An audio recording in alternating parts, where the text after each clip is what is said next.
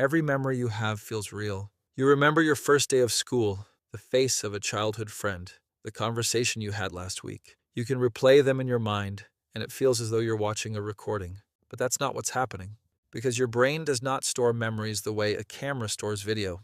In fact, if your brain worked like a camera, you probably wouldn't survive. And the strange truth is that your memory wasn't designed to tell you the truth. It was designed to keep you alive, which means that every memory you've ever had has already been edited, possibly hundreds of times. Let's start with something simple. Imagine you're walking through a forest. A branch snaps somewhere behind you. Immediately, your brain starts making predictions. Was it the wind, an animal, a threat? You don't have time to gather every piece of evidence and carefully analyze the situation. For most of human history, hesitation could get you killed, so your brain evolved a shortcut. Instead of recording reality exactly as it happened, it records what was most useful to remember. This is one of the most important ideas in neuroscience.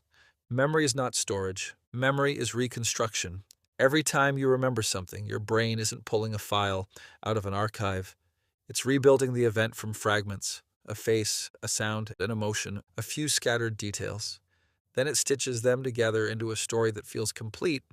Here's the part most people don't realize. The act of remembering changes the memory itself. In 2000, neuroscientists Karim Nader, Glenn Schaaf, and Joseph Ledoux made a discovery that overturned decades of assumptions about memory. For most of the 20th century, scientists believed that once a memory was stored, it became relatively permanent. Nader suspected something else. He trained rats to associate a sound with a mild shock. The rats learned the association and remembered it. Then he reactivated the memory by playing the sound again. At that moment, he interfered with the biological process that stabilizes memories. The result was astonishing. The memory disappeared, not temporarily, permanently. It was as if reopening the memory had made it vulnerable again. Scientists now call this reconsolidation. Every time a memory is recalled, it briefly becomes unstable before being stored again, and during that window, it can be altered. Details can be added, details can be removed, entire interpretations can change. The memory you remember today may not be the memory you originally experienced. It may be the memory of the memory, and then the memory of that memory, repeated so many times that the original event is buried underneath layers of reconstruction. But why would the brain work this way? Because accuracy isn't the brain's highest priority. Prediction is. Consider an early human crossing a grassland 100,000 years ago. One day, a predator attacks from a patch of tall grass. The human survives. Years later, whenever they see similar grass, they feel uneasy. Their memory doesn't simply preserve the event, it exaggerates its importance. The danger becomes larger in memory than it was in reality, and that exaggeration might save their life. The individual with the most perfectly accurate memory isn't necessarily the one who survives. The survivor is the one whose memory changes future behavior. In other words, memory evolved less like a library and more like a warning system. This explains something psychologists have known for decades. Negative experiences are often remembered more strongly than positive ones, a phenomenon called negativity bias. Your ancestors could forget a beautiful sunset and still survive. Forgetting a threat was much more expensive. Your brain learned that lesson long before you existed, and it's still acting on it today. This is why an embarrassing comment from 10 years ago can suddenly reappear in your mind at 3 in the morning. Your brain thinks it's helping. It believes the memory contains information that could prevent future mistakes. But memory doesn't only distort the past, sometimes it invents it. In the 1990s, psychologist Elizabeth Loftus conducted a series of experiments that became some of the most famous in memory research. Participants were shown evidence from their childhood, photos, family stories, descriptions of real events. Then researchers inserted one false event, something that never happened. Getting lost in a shopping mall, meeting a particular person, experiencing a fictional incident. A remarkable number of participants eventually developed detailed memories of events that never occurred. Not guesses, not possibilities, memories.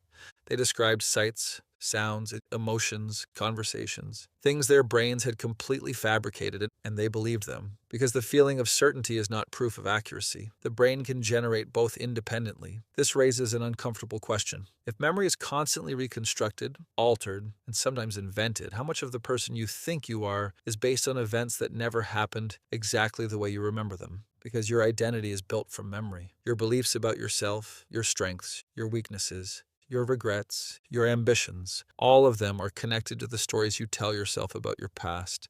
And those stories are not fixed. They're changing all the time. But strangely, This may be one of the best things about being human. Imagine remembering every detail of every day with perfect accuracy. Every embarrassment, every argument, every failure, every grief, nothing fading, nothing softening, nothing changing. It sounds useful until you realize it would make moving forward almost impossible. There's a reason your brain edits the past. Because the purpose of memory is not preservation, it's adaptation. The past isn't stored so you can revisit it. It's stored so you can navigate the future. And that brings us to something scientists still don't fully understand. When you think about your future, your brain activates many of the same regions it uses to remember your past. The hippocampus, the prefrontal cortex, the networks involved in reconstructing experiences. The same machinery that builds memories also builds predictions. In a very real sense, memory and imagination are different applications of the same system. You remember the past by reconstructing it. You imagine the future by reconstructing it. The brain isn't trying to create a perfect record of what happened. It's trying to create the best possible model